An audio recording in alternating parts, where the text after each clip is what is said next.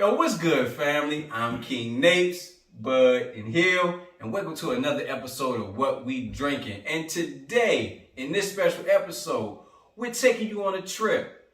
We're going to visit an area that we know and love, and that is Scotland.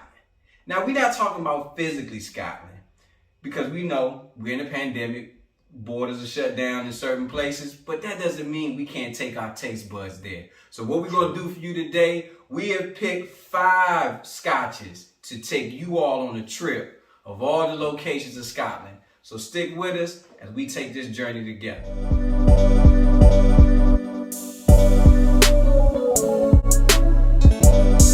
What we drinking today, man? You know something? Hey, I'm drunk, Lil, I'm drunk. And you know something? It's beautiful. What we drinking today, man? I don't want to get into the particulars, but I know that a bottle of Cavatier and a lady would definitely be involved. What we drinking today, man? So, first stop on our trip, we are going to the Highlands, and our pick for the Highlands is none other than the Glendronach. The pick that we've chosen is a very special one, and that is the Glendronach 18. Now, a little bit about the Glendronach distillery. Started in 1771, one of the very first distilleries in Scotland, one of the oldest ones. Some history. It's got some history. It got a lot of history. One of the cool things I will say about the Glendronach distillery was they had something called the Glen House.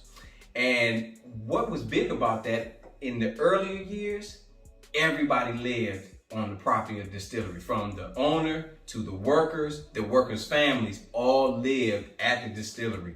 And all of their barrels are from Spain. So you got some from Jimenez and Oloroso cask, the sherry cask. And one of the cool little kind of like a little folklore is that the original Glen House that's still there today is haunted. Said that an old lady, a spirit of an old woman, actually came over from Spain in one of the barrels and still haunts the house today. And every now and then we'll get a little bit of a tipple, which is, if you don't know what that means we'll get a drink and sips some of the distillery brand. Now, I don't know if that's a little bit like the angel share, that gets talked about, but they say that's kind of like a little folklore of the distillery. So I thought that was pretty cool. A little bit too much. Probably so. But currently now owned by the Brown-Forman Group, popular group. Everybody knows them. They own a bunch of different brands. Yep. So, Laphroaig, as well as I do believe it's a hard to pronounce, the Glenglouse class. Yeah, it's a hard one. It's a tongue twister when I try to pronounce it every single time. But that's a pretty good history on this one. But like I said, we chose the Glendronach 18. Now, this is a special brand, and I want Bud to talk about it, because actually Bud found this bottle for us a while back. So, Bud, why is this 18 in particular such a special one? So they had to mothball the distillery, and when they did that, they shut everything down. But they already had it barrel and aging. So with this bottle at an 18, and you can go online and find the ages through the Glendronach aging calendar. But this one is from September of 19, which turned out to be a 23-year-old Scotch. So this has been percolating in the barrel for 23 years. So essentially, instead of taking those barrels that were aging and then changing the age statements, when they bottled them, they left the age on the bottle at the same, right? Yeah. And then put the juice in there that 30 years or whatever, it comes out to be. But this is a unicorn bottle. Probably you'll never find this bottle again. But Glendronach 12 is another recommendation that you can check out. Or just get the Glendronach 18 that's currently available. This has been our pick for you guys today that we have chosen, because this is a great. This is a great 21 year. One of the reasons why initially I was looking at the 21 year, because it's known as Sherry Bomb, finished in Oloroso cask. For folks at the cookout, kind of thought that was going to be a winner.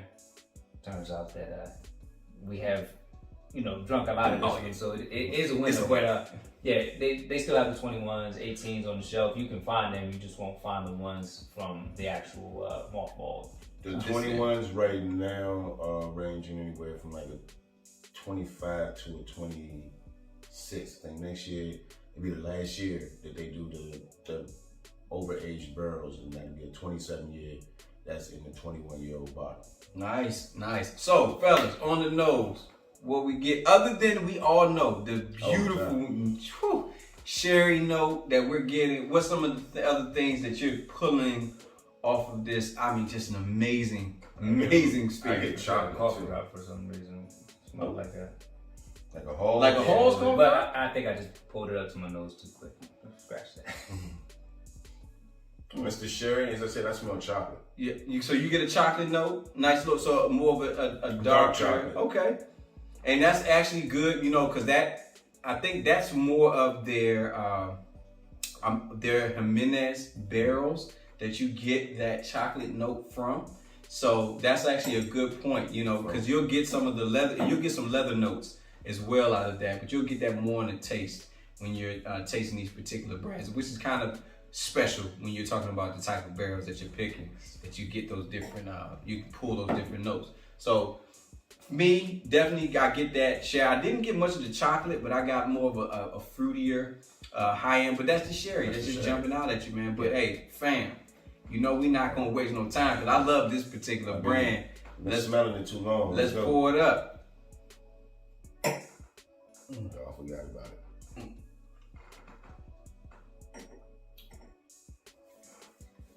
I'm gonna enjoy that for a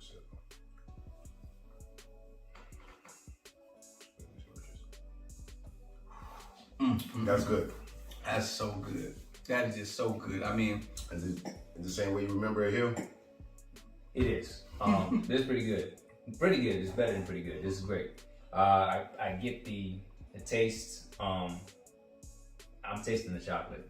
You guys, caught that from nosing it, but I definitely, it's a strong chocolate note on the palate. Pretty decent, it's a long finish. This is like I feel like mature when I drink this. It does. Like you should wear an ascot. Yeah, it's special. With an ascot and a smoking jacket. It is. It's so special. I mean, I get that the peppery notes. I get that leather taste right on that rear of the palate. It immediately hits you with the sherry on the tip, but as it gets down further on your tongue, you get the leathery, the peppery notes. I still am right now tasting that finish on that. It's just such a good one. So family, this is our first stop on our Scotland trip, which we have chosen within our Highland location, the Glendronach 18. We know this is a special bottle, but hey, get a Glendronach 12. Check it out. You can also look into our links in the description. We will have listed all of the other different brands that you can pick up within the Highland for this particular area. And one thing I also say real quick is, even though it is well over 20 years of Scotch in the bottle, it's you don't get the over oaked from it. I mean, I do get some oak notes and barrel notes, but it's not crazy overpowering. So I guess this is a good marriage between the age and the Oloroso sherry, like that sweetness. It's good. Oh man, 100%, man, 100%. So fam, that now takes us next stop on our trip that we are going to be stopping in, and we are going to stay in the Highlands, but we're going to go to a little region into that upper eastern area, and that is our Speyside. And what we have chosen for our taste buds for this particular trip is the Glenfiddich 15. So think. I was gonna say, tell folks, think tequila, mezcal, think cognac, and brandy, right? Speyside is in the Highlands, which is a Glendronach, and also Macallan, and a whole bunch of other distilleries. But this one specifically is a portion of the Highlands, which is Speyside. So it's actually technically a Highland as well. Facts. Facts. So, like what they say, not all, what they say in the tequila world. Oh, not all tequilas are mezcals, but all mezcals are tequila. Exactly. So, in this particular phrasing, no, flip it. All tequilas are mezcals, but not all mezcals are tequila. Same thing. All cognacs or brandies, but not all brandies or cognacs. And not all bourbon. Yes. Yeah. All Speyside Highlands, but not all Highlands. All Speyside. Yeah. So this is our Speyside brand that we have chosen. Glenfiddich 15. But another pick that this actually was a gift that I have gotten from a close friend. Had a quick pick already, right? And it was a quick pick because it's just a very, very good. Yeah, just Scotch. It's a very good Scotch, man. Real good Scotch. Yeah, so a little bit about Glenfiddich, man. Tell us about it. Well, about the distillery, I really don't know much. We know it's popular. Right. I know it's one of the most popular distilleries out there. What I can tell you more about is the 15 year that I came to distillery. This 15 years is done in the cellar barrel edition, which means that the barrel is never empty. So once they started doing this addition, the barrel has never been empty. They empty it down to a quarter of liquid left in the barrel, and they fill it back up. Nice. So as you could be drinking, you can have some 45, 60-year-old Scotch in there. So almost in a way, you're getting that blend, not a blended, but you are getting what I consider to say, like earlier, what we just did when we were visiting in the Highlands, that you could run up and luck up getting some older year juice within your bottle. Like that's dope. It's like what they do in bourbon is called an infinite barrel. Yeah. So, but remember we had the King Alexander III. Facts. Because they got some 23-year-old in there, some 12, some 30. So similar, but it's not as much. Nice. Age statements, folks, which you'll look at. The age statement just means the youngest whiskey that's in there has to be 15. What's on the label. So in this one, nothing young. Yes, nothing younger than 15. Yeah. So on the nose, fellas, what we getting on this particular spirit that we're getting from here? So it's light. It's fruity. I love the sweetness. That's why I love a Scotch. I mean, everybody who knows anything about Scotch, that upfront sweetness. I think that's why when I think of Scotch, and when we're gonna, when we say we're gonna get into, drinking this and this episode, it just excited me. It's where we got started, right? It is. So folks don't really know our background, but this is how we started. But we might have mentioned before, but Glenlivet was like the first whiskey that I really ever, kind of got into and tried to enjoy, from a more than a casual, drinker perspective. And every time we go back to the Scotch, it's like leaving home. Yeah. You go off in the world, come back. You just always love to come back to the house. It's that comfort. It's that home cooking. It is, man. It is that home cooking, like mama's home meal. So what you getting on the nose, bud? What we talking? But actually, you know what? We gonna go to our, because he's become popular. He's become popular to the fans. The fans want to know what we getting. Knows about what you getting. I ain't got it. Let me say it real slow and real loud. I'm blind. I ain't got it. I don't have it. I mean, it's fruity, definitely. And for some reason, I get a, I'm gonna say apple. Okay, you get an apple. Right. Okay. Some kind of fruit.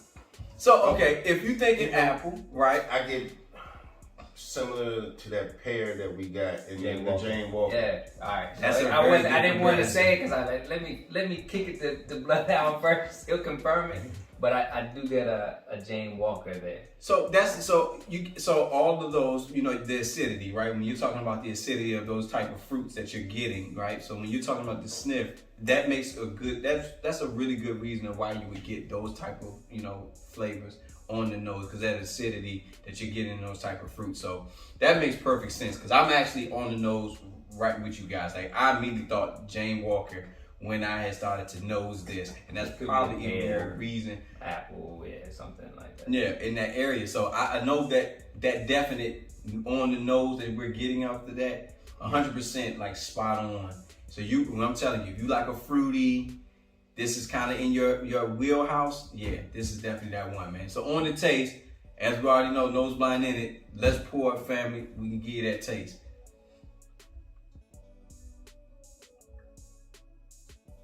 It's almost like juice. Mm-hmm. And it's got a flat note to it, right? It's a flat note to that, right? When you tasting that, I immediately, it's like kind of subdued. Definitely not it was not the hug that we got from the earlier, when we were visiting earlier. Yeah, shorter finish. Yeah, so you get, it's more of a quick shot. Definitely. Yeah. This reminded me, like, I've been snatching from my son, the Capri Sun fruit punch joints. Really? Yeah. Less of a mouthfeel. Yeah, it's got a thin mouthfeel, but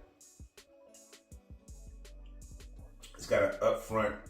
It makes me wonder how the oldest whiskey is in there. I wonder, but yeah, just based off of the mouthfeel. It's it's kind of a flat. It's subdued. It's good, but a very flat note. Almost like drinking it does have a watery taste in a little bit. It's like a watery feel to me. For it to be 40 proof or 40% ABV, it drinks real thin. Yes, it's a very. We're probably used to drinking cask strength this and I think that's another avenue of that. So with the Glenfiddich, for the folks out there, if you can't find the 15, they have a number of different age statement out there. One that I would definitely recommend for the cookout, a little bit pricier, but the Glenfiddich 21 year, which is finished in rum cask. It's a monster. Now it's about a $200 bottle, a little bit less, right around in there, but well worth it if you want to splurge. 15, I believe, is around what, $60, $70. I think you can get. Depending on where you go, but yeah, I mean, I've seen it as low as like 55. Yep. I've seen it as high as 80. To touch on what Hill just said for your bars, what we recommend. 100%. The touch on what Hill just said about the 21, there's another age statement that they got is the 14. Excuse me. The 14 is done in the bourbon barrel. Yep. So if anybody's looking to transition from bourbon to Scotch or vice versa, try that bottle out. Nice. So that is our trip into the Speyside, our Highland Speyside location, Glenfiddich 15. We are all definite fans of that. I think between the taste of the early on with the smell, the fruit smell from, I believe, more of that mellow. If you're not really looking for something long and hard, it's that mellow taste to it. You even get a little bit of the peppery notes right off that finish. Kind of, it lives in that world of Scotch. This is definitely one that you want to grab. You want to put that one in your bar. That's definitely one you want to have it sit in your bar, hands down. You're gonna always love drinking that particular brand.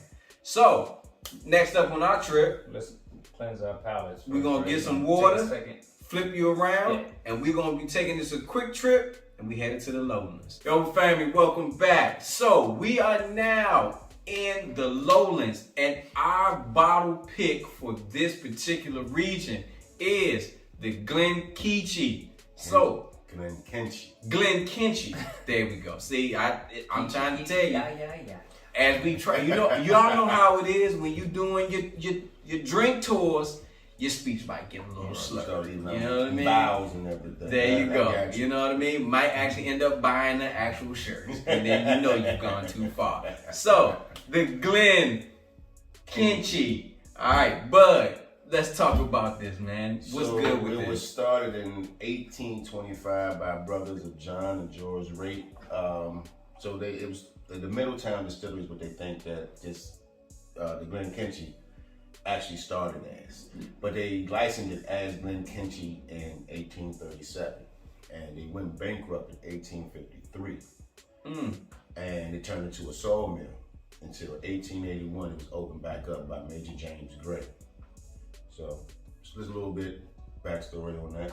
Okay. So for this particular brand spirit, the Glenkinchie 12 year, on the nose, fellas. And I believe, so this one is, we looking at what, 80 proof, right? This is about an 80 proof, 86 proof actually, so 43% ABV. So that's actually pretty good. So on the nose, fellas, what we getting? And while we're doing that, alcohol when I went in there that time. did you? Kind of a hit? And while we're kind of nosing it, it's something interesting that we're noticing as we're taking this trip. It seems a lot of these distilleries, one, the popularity is kind of similar right around, in the US anyway, kind of around like the 1960s, 1980s, 1990s. But a lot of these distilleries are seemingly shutting down and then reopening.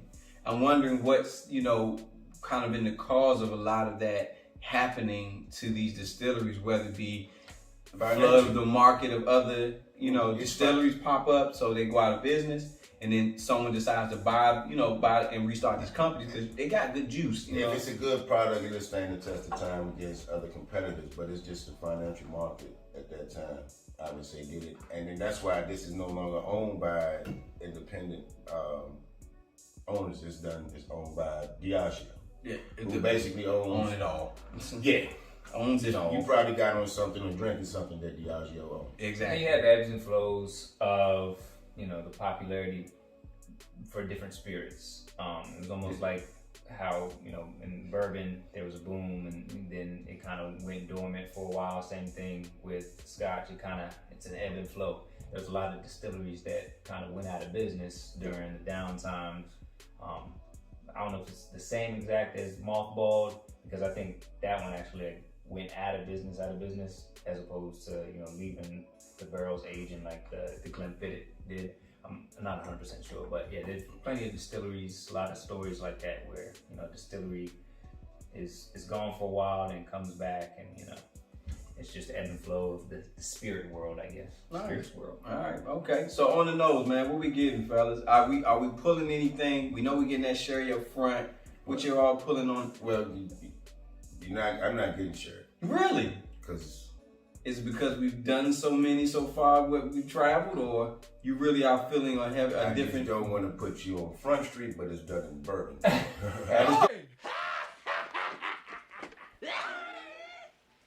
I just didn't want to hurt you, brother. No, that's fine. But no, it's done in bourbon barrels, just to mess with you. So I get a honey sweetness out of this, almost like a grain. I don't get either. I'm not getting that at all. But that's by what's up. Yeah. What you pulled, sir. Yeah, that's what's up. Cause completely not getting that at all. Like a wheat. I do get a wheat, but I'm trying to tackle what that sweet note is that I'm getting. It's bourbon barrel. So you're gonna think about the sweetness from a bourbon American old barrel. That was ex-used American bourbon barrel. So we talking about a white oak? Yeah. So we talking about like a white oak, American white oak barrel? White oak, yep. You got orange zest out of it, I like that. No. He's just pulling. I know I heard it, so I was gonna go back at it. And so yeah, get that some fresh apple peel. I would hope they've gotten more of a vanilla note than now knowing that, but I'm not getting that. I'm not getting that out of this. So I'm still struggling on that sweet note. Let's taste it. And I'm getting it, but yeah, fam. I don't taste vanilla. Let's pour it up. Do it right this time.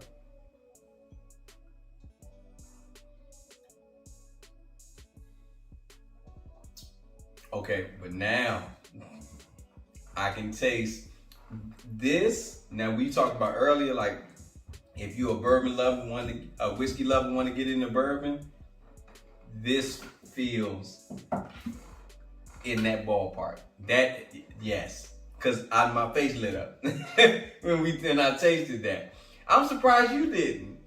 It's light. I get a light, florally, but I don't know. I gotta go back in.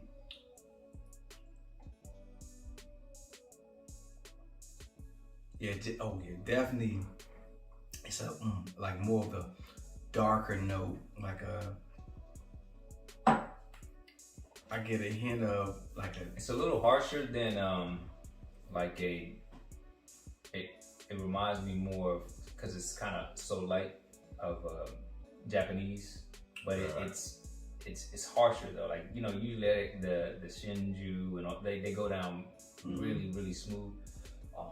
just doesn't go down as smooth, but it reminds me more of like a Japanese. Like an allspice. Like I get an allspice, like an allspice note there, very much so immediately when that hits. I can feel or taste it, like the burrow tannins just got my tongue. Kind of tingly a little bit, yep. Spice. Is this available? Like I don't know that I really see it. I've seen it in a couple places. I haven't seen it everywhere. Okay. I've seen it a couple places. Get a nutmeg note out of that too. And it tastes that. This is good. I like this. Yeah, it's good. Yeah. Found it for $70. Okay. And seen it in a couple places for a little less, but haven't seen it in many places. Because from what it's only a couple of distilleries that's in the Lowland. Yeah. That's like 3 to 4, 3 to up to 6, depending on who you read. Mm-hmm. And that's a good segue for going into the next region if you want to, or we can finish this one off. Absolutely. I'll let you, he's absolutely right. This is a perfect segue to talk about what's up next for our next region. But I will say this: the Glenkinchie. I'm trying to tell you. Martin said, "This is my obedient servant." Kinchie. I am Dragonfly Jones, and this is my obedient servant, Kinchie. That's a good one. That's a good one. That's, to me, that's a have on your bar. And the reason I say that, we are right now. Bourbon's hot. It's very popular. Yeah. That I would bring that out at if I was to go to a cigar spot. I would bring that out as like a red herring and pour that and let them taste that. It gives you a little more of a finish, a little hug than the others because of the higher ABV. Exactly. I think so.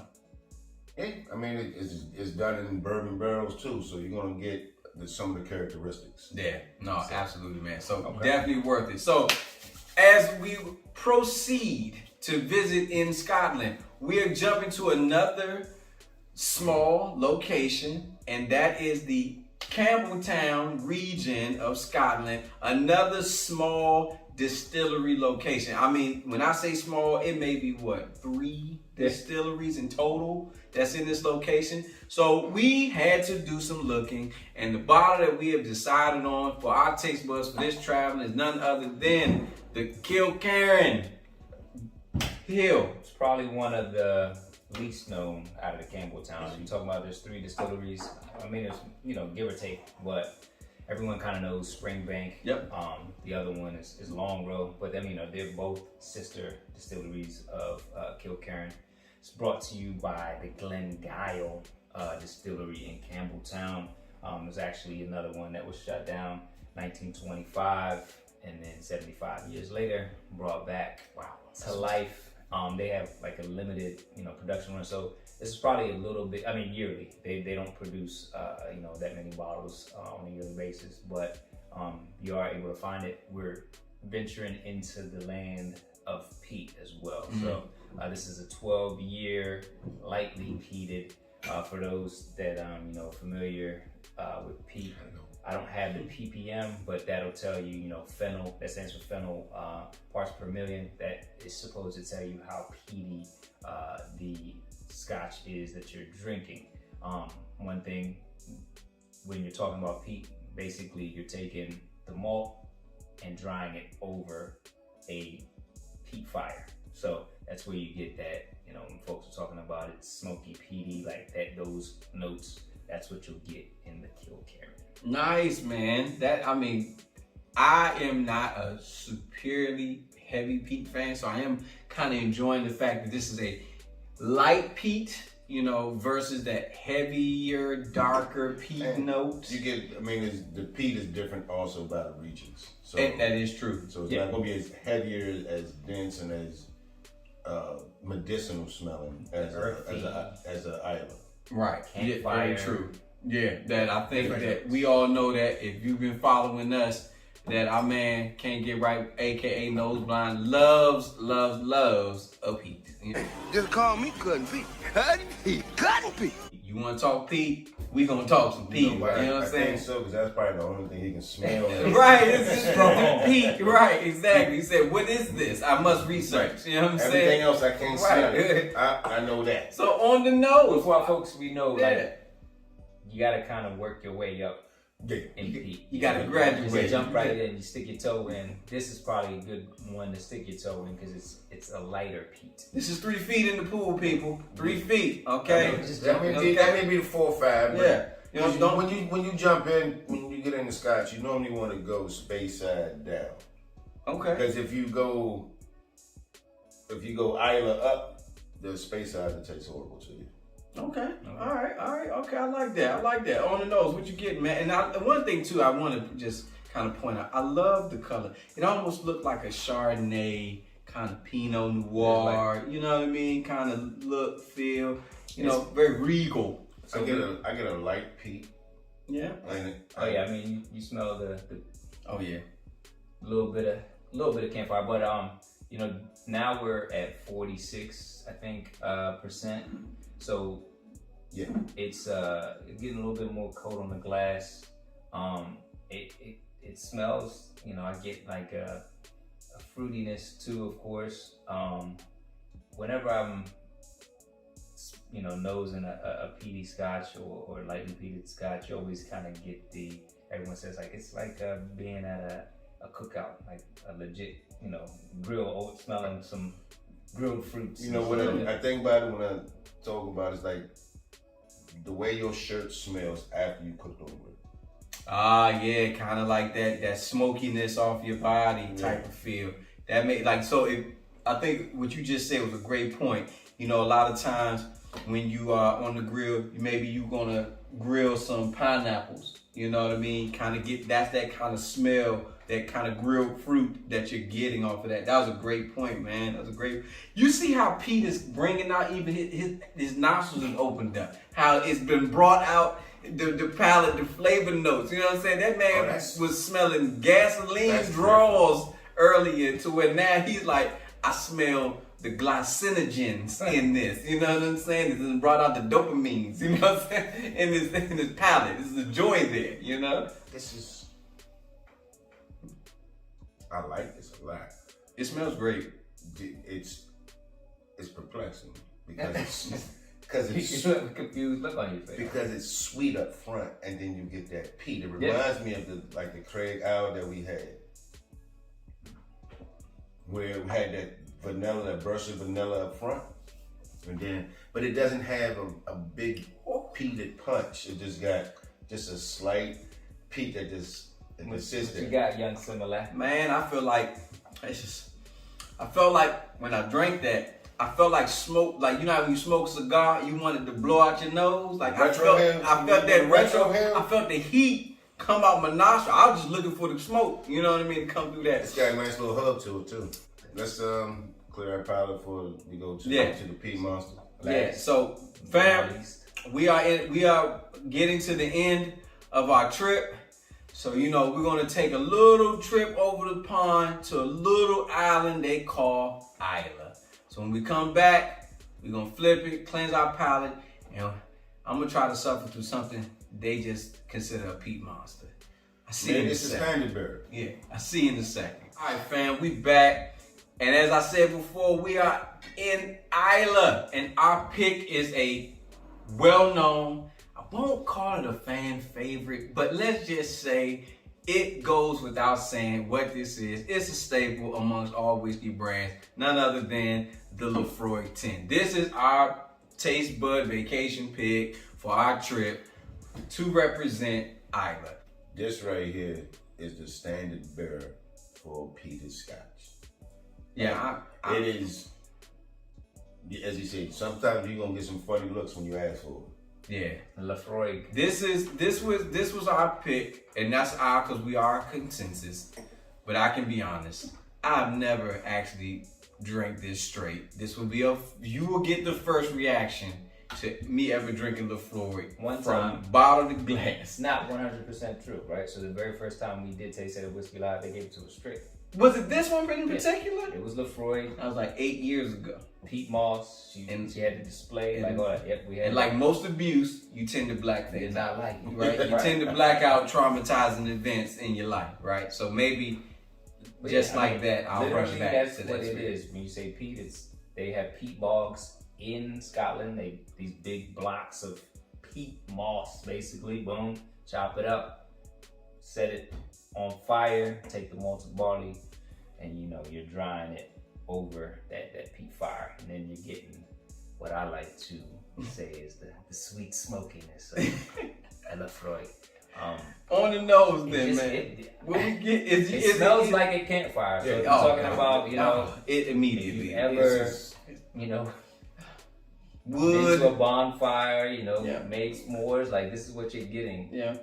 Good or bad, but burning. I've learned to like it. Yeah. I feel like I'm at I definitely feel like I'm at, this is going to be a nod to anybody in the DMV area. I feel like I'm at Camp Schmidt, sitting around that campfire, listening to horrible jokes and stories about criminals, and then having to stay in that double bunk bed with the back door don't lock all the way, scared for your entire life. So what? Remember what I say about it blocks out, it will unlock fears. Went to Camp Schmidt. I know. I did not do that. I did.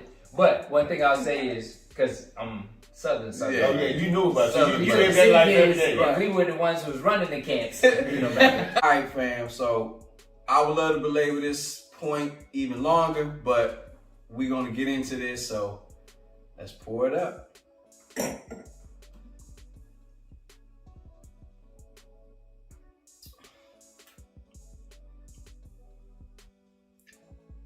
All right, so it's sweeter than what I remembered. Okay, taste wise, again, for me being the first time I drank this, it's a NyQuil, medicinal. I get that, but I'm just. If you ever remember The Lion King, that whole scene where Timon and Pumbaa is making Simba eat the little grub worms, and he's just like, it's not meant to be good. It's like slimy yet satisfying. That's what I'm getting out of this. It's not horrible. I can get through it, but it feels like a force. Suffer through. Yeah, it feels like a force a little bit, right? Gotta need the nourishment. Maybe the only bottle there for me. But I know you all feel different. What about you, man? How y'all feeling about it? I feel much better about it now than I did before. I get a sweetness out of it that I didn't used to get. I still get the medicinalness of it. I can taste a little bit of the oak in it now too, but it's just the medicinal and the sweet and a little bit of oak. I don't taste anything else, but it's not like what it was to me before. Well, I poured this bottle out before. Something wrong with that right there. Turn down. I just get goodness Get from this. Get joy. Because you can only smell that. Yeah, right. I want to try to enjoy this. I do, but I don't think it's gonna pass. So for folks, they have many different expressions. We had the sherry cask finish earlier. They have cask strength, which I recommend. But you could probably find an expression that gives you a little bit more sweetness because it's finished in the sherry cask. That might work for you, but if not, this isn't the only Islay distillery. We have, Lagavulin, we have Ardbeg, Cole Islay, I think is also Cole Islay. Yeah. Jura. Jura. So there's a number of different ways you can get Bowmore. Bowmore. I had the Lagavulin. It was the Game of Thrones. Yeah. I think that was like an 8 year. Yeah, 9 years. That actually wasn't terrible. That was actually decent. When I actually crushed that bottle, I actually had that. I actually crushed that bottle. That wasn't terrible. That's like I feel about Lagavulin 16 is just the best peated Scotch that you're gonna get for under $100. It's strong. And then also you have the what was the other one? Of course, Johnny Walker. Johnny Walker Double Black. Double Black. Surprising peat Compass that we box. both got Compass to. box. Compass box. Those are two honorable mentions of blended Scotch that are heavily peated. Is the Compass box, Peat Monster, and the Johnny Walker Double Black. You know, honestly, so funny. I wouldn't mind trying as well. Just kind of almost in this conversation, so we're talking about peat. Is the Laphroaig Wee Beastie, only because it has a cool name. Different kind of taste to it. So yeah. I will say, and that, I'm glad you brought that up. So I had a bottle, crushed it. I wasn't necessarily a real big Laphroaig fan. The Laphroaig 10, I've had that, and I think what was the Ugadal. The Ugadal. It tastes different. There's a sweetness to it. I don't necessarily really like the super sweetness that had, but the Wee Beastie, it's a totally different peat that it has to it. It's more earthy, like that type of peat as opposed and you feel like you can chew it a little bit. It's just different, different taste to it than you have with the really smoky peaty, that you get from the Laphroaig. But all in all, I'm a fan. I think you're coming around. Bud definitely has come around because he went from pouring it out. We really just wanted to kind of take you on a journey. That's it, fam. That's what this is something that about. represents each of the different regions. That's it. Yeah. The movie glass. I got you. So, fam, this has been our trip, our vacation, our virtual pandemic travels with our taste buds. Some recommendations. Scotland, to Scotland. Uh-oh. Yeah, I know, right? It's that Laphroaig style. I'm trying to tell you. To Scotland. These have been our choices to represent these beautiful locations. But let us know what you're thinking. Like, share, subscribe if you've been here this long. Hit that notifications button so we can continue to give you more, and you can tell whenever we post so you can get this right at your phone. So, I am King Napes, Bud, and Hill, and this has been another episode of What We Drinking. And as always, family, please, please, please, drink responsibly. But more importantly, just drink. Love. What we drinking today, fam?